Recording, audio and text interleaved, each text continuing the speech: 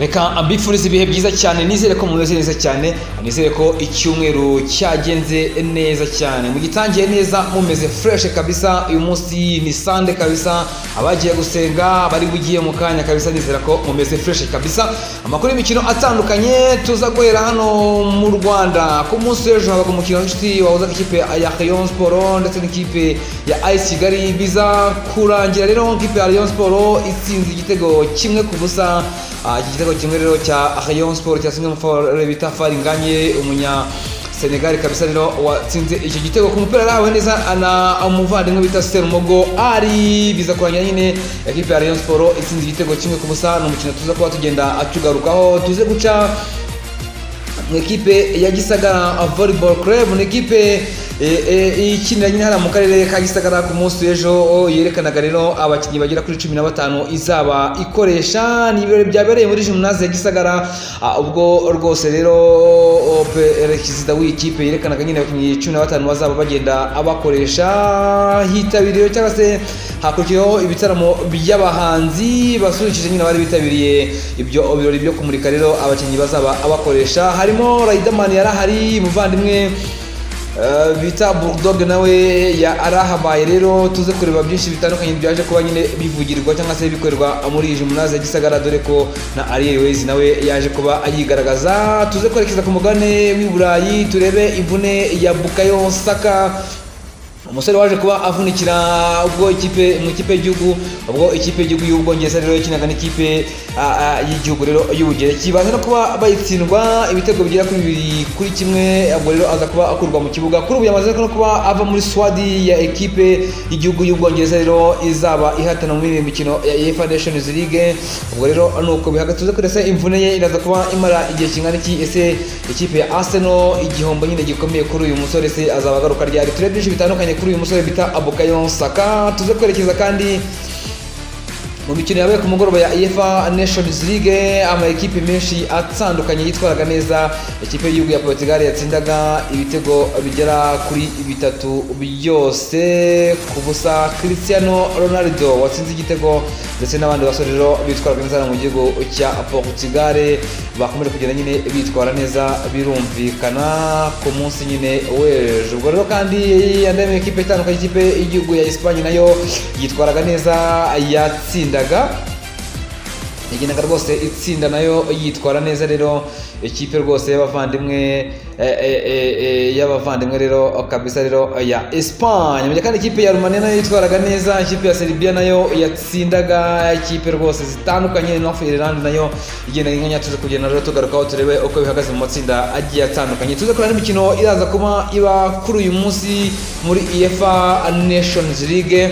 ubwo rero mu kanya gato rwose ikipe ya Manchester United imaze gutangaza ko rwose kushaka kugura Harry Maguire mu kwezi kwa mbere rero ari karibu rwose, rero ko rwose bashobora kuba rero bagenda bamugurisha. tuze kureba n'andi matransfer menshi agiye atandukanye aramutse avugwa muri iki gitondo, byinshi bitandukanye tugiye kuba tugaruka rero hano kuri Alphonse Sport TV. nizera ko wamaze kuba ukora subscribe, nizera ko rwose nimba utaranayikora ukandeho rwose kugira ngo video dushyizeho ujye ukomeza kugenda nyine uzireba muri rusange, ugende ubona amakuru ari updates, ureba rwose byinshi bitandukanye, indirimbo zigezweho mu kanya gato rwose. Top 10 iraza kuba ibageraho rwose ku munsi wo ku mugoroba, rwose biraza kuba bibageraho 5/5. nizera ko mumeze neza cyane, mukore share, mukore comment.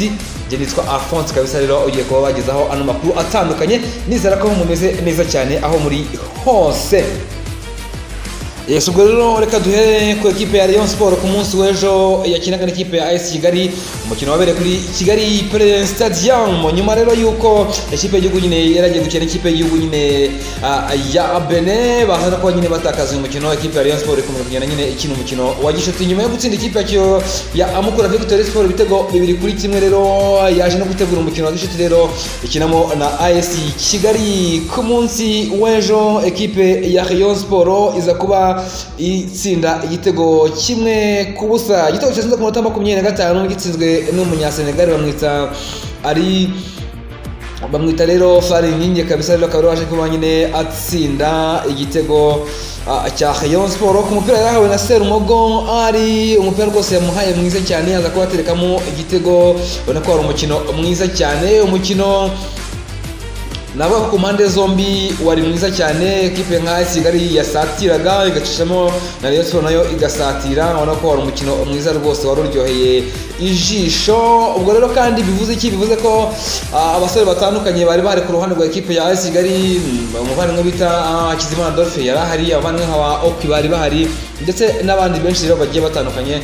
Rayon Sport nabo uretse umuvandimwe bita Muhire Keve utari uhari, ndetse na umuvandimwe ukina kuri kabiri ka Rayon Sport bamwita Ombolenga Fitina, nibo batari bari mu ekipe. Abandi bose bari bahari, baganije eri bari bahari, ndetse n'abandi benshi cyane kabisa. Rero Bagayogo bona ko banitwaye neza muri uyu mukino, bakora byinshi bitandukanye. Rero mu ekipe ya Rayon Sport nyine iza kugaragaza ko ari ekipe nkuru, birangira itsinze igitego 1-0. Ekipe nka Kigali yagumyeje kugenda yataka, itsinda ibitego babyanga. Igitego Emmanuel Oku yaje kubatsinda, ariko umusifuzi aza kuba avuga ko rwose rero yari yaraririye undi muvandimwe rwose nawe aza kuba ashyiramo igitego, yabivuze Oze. N'ubundi biza kurangira n'ubundi nyine umusifuzi igitego acyanze, biza kurangira nyine n'ubundi ekipe nyine ya Rayon Sport yitwaye neza, itsinda igitego cyayo 1-0, ikomeza kwereka abafana bayo ko iri gukomeza kugenda nyine yitwara neza.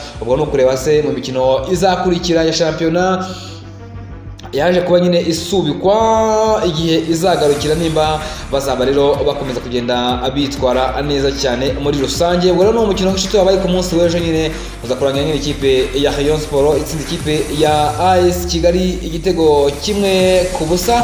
Twageze muri volleyball muri Gisagara Volleyball Club. Rero ku munsi w'ejo yakiraga nyine umukino wa gishuti na ekipe ya Polisi Volleyball Club. Ni mu birori byabaye ku munsi w'ejo, ubwo ekipe ya Gisagara Volleyball Club rero yerekanaga abakinnyi bayo bagera kuri 15 izaba yifashisha rero mu mukino cyangwa se mu mukino wa 2024-2025 ni shampiyona nyine ya volleyball hano mu Rwanda.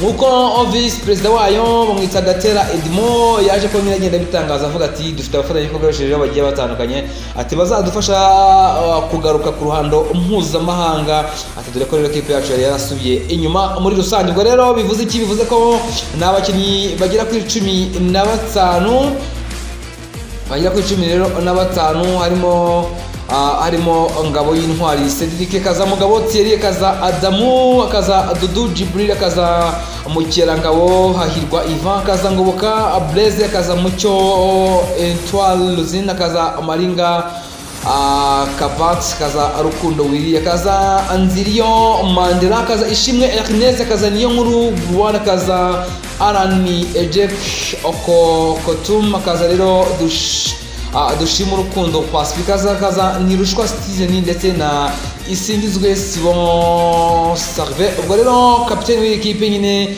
azaba yitwa Niyonkuru Gloire kabisa, rero niwe kapiteni nyine w'iyi ekipe ya Gisagara Volleyball Club. Ubwo rero kandi nyine nyuma yaho haje gukurikiraho nyine umukino wahuje ikipe nyine ya Gisagara ndetse n'ikipe ya Polisi Volleyball Club, uza kurangira ari seti 1-1, dore ko baje kuba nyine bakina amaseti agera kuri 2. Iseti ya mbere yatsinzwe na Gisagara ku minota 25-22, mu gihe kandi seti ya kabiri seti yarigoye cyane, seti kabisa ubona ko ari seti irimo cyangwa se y'uburyohe, harimo uguhatana gukomeye cyane.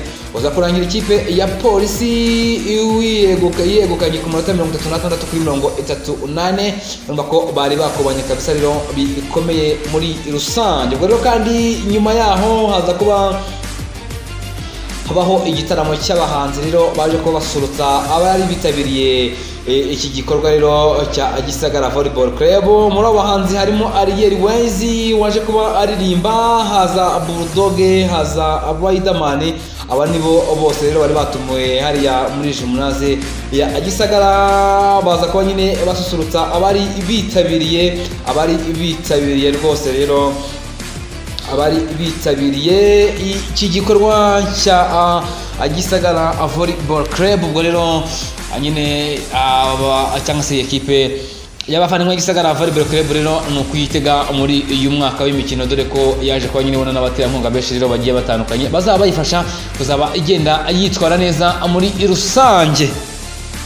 Yes, ubwo kandi twerekeje ku mugabane w'i Burayi, twihute cyane twerekeze mu mikino ya UEFA Nations League. Ni imikino yabaga ku munsi w'ejo, amakipe y'ibihugu atandukanye amanuka mu kibuga kabisa. Ikipe ya Belarus yanganya n'ikipe y'igihugu ya Northern Ireland, cyase Ireland y'amajyaruguru ubusa ku busa. Mu gihe kandi ikipe y'igihugu ya Bulgaria yanganya gusa kusa n'ikipe y'igihugu ya Luxembourg. Ni imikino yose yabaye ku munsi w'ejo. Ikipe y'igihugu rero ya Cyprus itsindwa n'ikipe y'igihugu ya Romania ibitego 3 ku busa. Mu gihe kandi ikipe y'igihugu ya Serbia itsinda ikipe y'igihugu ya Switzerland ibitego 2 ku busa. Ikipe y'igihugu ya Espagne itsinda ikipe ya Denmark igitego 1 ku busa. Ni igitego cyatsinzwe n'umuvandimwe bamwita Martin Zubimendi ku munota 79 rero biza kurangira nyine ari igitego 1 ku busa. Muri kandi ikipe y'igihugu ya Portugal yatsindaga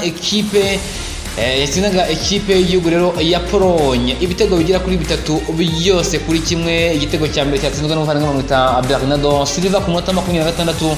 Cristiano Ronaldo aza kuba atsinda igitego cya kabiri ku munota 37. Jan Benalek aza kuba ayitsinda igitego ku munota 88. Mu gihe igitego kimwe rukumbi cy'impozamarira cy'igihugu ya Pologne cyatsinzwe n'umuvandimwe bamwita Piotr Zilesenski ku munota 78 rero biza kurangira ari ibitego 3 kuri 1. Mu yindi mikino rero kabisa yaje kugenda iba n'ubundi muri rusange no ku kipe y'igihugu rero y'abavandimwe kuri uyu munsi ikipe y'igihugu rero ya Kazakhstan yaza kuba ikipe ya Slovenia ku isaha 9. Ikipe y'igihugu ya Liechtenstein yakira Gibraltar ku isaha 12. Malta yakira Moldova ku isaha 12. Ikipe y'igihugu y'Abongereza yakira ikipe y'igihugu ya Finland yakira ikipe y'igihugu y'Abongereza ku isaha 12. Armenia yakira ikipe y'igihugu ya North Macedonia ku isaha 12. Ikipe ya Greece yakira ikipe ya Ireland ku isaha 2:45. Ikipe ya Faroe Iceland yakira ikipe ya Latvia ku isaha 2:45. Ikipe y'igihugu ya Australia yakira ikipe y'igihugu ya Norway ku isaha 2:45. Ku munsi w'ejo Azerbaijan yakira ikipe ya Slovakia ku isaha 12. Georgia yakira ikipe ya Albania ku isaha 12. Ikipe y'igihugu y'Abataliyani zaba yakira ikipe y'igihugu ya Israel ku isaha 2:45. Bosnia and Herzegovina yakira ikipe ya Hungary ku isaha 2:45. Iceland yakira ikipe y'igihugu ya Turkiya ku isaha 2:50. Estonia yakira ikipe ya Sweden ku isaha 2:45. Ububirigi bwakira ikipe y'igihugu y'Ufaransa isa ku munsi w'ejo ku isaha 2:45. Uzaba ari umukino ukomeye cyane. Ikipe y'igihugu ya Ukraine yakira ikipe ya Czechia ku isaha 2:45. Ikipe ya Wales yakira ikipe ya Montenegro ku isaha 2:45. Umukino ejo nyine uzaba ukomeye cyane. Umukino uzaba uhuza ikipe y'igihugu rero ya Ababiligi ndetse n'ikipe y'igihugu y'Ufaransa. Mu gihe kandi indi match ikomeye cyane izaba ihuza ikipe y'igihugu ya Abadage ndetse n'ikipe y'igihugu y'Ubuholandi ku isaha 2:45. Ubona ko ku munsi w'ejo hari afishe zikomeye cyane kabisa. Rero kuri table cyangwa se mu matsinda uko bigiye bihagaze nko muri Ligue A, itsinda rya mbere no ku ikipe y'igihugu ya Portugal riyobowe n'amanota 9/9. Muri itsinda rya kabiri nuko ikipe y'igihugu y'Abataliyani nayo iriyobowe n'amanota 7, mu gihe kandi ikipe y'igihugu y'Abadage mu itsinda rya gatatu ariyo iriyobowe n'amanota agera kuri 7. Itsinda rya kane muri Ligue A nuko ikipe y'igihugu ya Espagne n'ubundi nayo iriyobowe n'amanota agera kuri 7. Muri Ligue ya kabiri muri Ligue B itsinda rya mbere Georgia irariyoboye, mu kandi mu itsinda rya kabiri muri Ligue B nuko ikipe y'igihugu nyine ya Greece kabisa ariyo iriyoboye n'amanota 9/9. Ikipe y'igihugu y'Abongereza ku mwanya wa kabiri n'amanota agera kuri 6, dore ko nyine ikipe nyine y'Ubugereki yaje kuba ibatsinda ibitego 2-1. Ubwo uko bihagaze mu yandi nuko ikipe ya Turkiya iyoboye itsinda rya kane nayo n'amanota 7 ndetse n'ibindi byinshi rero bigiye bitandukanye. Ubwo rero Bukayo Saka wamaze kuba nyine kurwa muri squad ya equipe amaze kuba nyine akurwa muri swadi ya ekipe y'igihugu y'Ubwongereza. Ni nyuma yuko agiriye ikibazo cy'imvune mu mukino bahuragamo n'ikipe y'igihugu y'Ubugereki, iza kubatsinda ibitego bigera kuri 2 byose kuri kimwe. Ni umukino nyine umuvandimwe yaje kuba ava mu kibuga mu gice cya kabiri cy'umukino, ubwo nyine basinaga n'ikipe nyine y'igihugu y'Ubugereki. Umusore nyine aza kuba asohokamo rwose. Rero umukino wari wabereye hariya nyine ku mugabane nyine w'Uburayi birumvikana. Ubwo rero Bukayo Saka yaje kuba nyine akurwa muri swad ya ekipe y'igihugu y'Ubwongereza nyuma y'iki kibazo cy'imvune. Cyo wakibaza ati se ni umugabo uzamara igihe kingana iki, dore ko yaje kubavunika agira imvune mu kaguru ke k'iburyo. Ubwo rero wakibaza ati se ni umukino uzaba umeze ute, se bizaba bigenda bite? Uyu muvandimwe bita Bukayo Saka, ekipe ya Arsenal iraza kuba ibaho gute n'imvune imaze kuba igira, dore kubwo ni Bukayo Saka uje kwiyongera ku muvandimwe rero uje wiyongera ku muvandimwe rwose kabisa. Rero uje wiyongera ku muvandimwe batandukanye, harimo Kai Havertz hari kuba agira ikibazo cy'imvune, akaza Martin Odegaard nawe uvuga ko afite ikibazo cy'imvune. Ubwo wakibaza ikipe ya Arsenal idafite Bukayo Saka, idafite Kai Havertz, idafite Martin Odegaard byaba bimeze bite? Ubwo rero ikipe ya Arsenal rwose yaba ari ibibazo ihuye nabyo, dore ko rwose rero shampiyona ayo abavandimwe rero ya Abongereza ikiri mbisi. Ubwo wavuga ati ikipe ya Arsenal biraza kuba bigenda bite idafite aba bagabo bose? Ese ni imvune zimeze gute? Se ni imvune zizamara igihe kingana iki? Ubwo rero ikipe ya Arsenal abaganga nibo bamara kugenda rero babitangaza, umuntu araza kuba nyine agenda areba byinshi bitandukanye. Turebe ese bimeze bite, ese ikipe ya Arsenal iraza kuba ibaho gute idafite Bukayo Saka, idafite Kai Havertz, idafite Martin Odegaard, iraza kuba bimeze bite muri rusange? Yes, ubwo rero kandi nyine mu gihugu cy'Ubwongereza nyine nuko ikipe y'igihugu yamaze kuba igarura benshi batandukanye. Harry Kane yagarutse mu myitozo, mu gihe kandi Harry Maguire nawe yaje kuba agaruka mu myitozo nyuma y'ikibazo nawe by'imvune bari baje kuba nyine bagenda abagira muri rusange. Ubwo rero kandi icyo bivuze ni iki, nuko ikipe ya Manchester United imaze gutangaza ko mu kwezi kwa mbere ushaka Harry Maguire rwose, umugabo w'imyaka 31 ukina ikipe ya Manchester United, ashobora kuba yaza rero akaba rwose yaza akaba amugura, biteguye kumugurisha ndetse no kuba abagabanya igiciro cy'uyu mugabo mu kwezi kwa mbere. Ubwo rero nuko cyangwa se niyo makuru rero ekipe y'abavandimwe ya Manchester United bamaze kuba rero bagenda abatangaza. Ekipe ya Manchester City iri gushaka gusinyisha uyu muvandimwe rero bita Diego Costa kabisa. Rero akaba ari umuvandimwe ukina ikipe rero ya FC Porto yari mu gihugu cya Portugal, bakavuga bati yaza akaba rero yaza dufasha gusimbura umuvandimwe bita Edison Moraes. Akaba rero ari umusore ufatira nyine ekipe ya Manchester City. Nuko bihanga amaso kareba se uyu musore bazaba abagenda abamubona. Ubwo kandi hari inkuru yavuga ko rwose umuvandimwe bita rwose rero Brot Erling Haaland w'imyaka igera kuri 24 yavuga ko rwose ashobora kuzaba asohoka mu ikipe ya Manchester City akerekeza mu ikipe ya Paris Saint-Germain, ariko yaje kuba rero agenda abihakana, aravuga ati reka da ntabwo rwose rero ngiye nzerekeza muri ekipe ya Paris Saint-Germain, ati ngomba kuzashaka indi ekipe njyamo itari Paris Saint-Germain. Ubwo nyine nayo makuru ari kugenda avuga mu transfer atandukanye mu biganiro byacu bitandatu, aza ko tugaruka mu transfer menshi agiye atandukanye yatangiye kuvuza ubuha, abatangiye kuvuza ubuha rwose rero byinshi bitandukanye kuri transfer, ndaza kuba agenda nzigarukaho gatanu kuri gatanu kabisa.